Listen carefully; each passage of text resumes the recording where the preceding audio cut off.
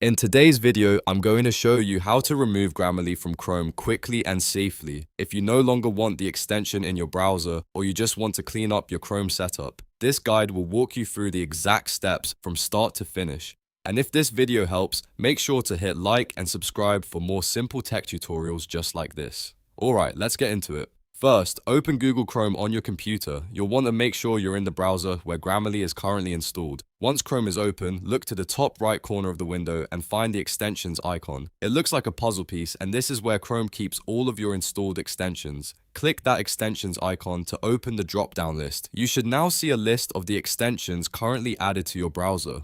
In that list, locate Grammarly for Chrome. If you have several extensions installed, just take a moment to find the Grammarly entry.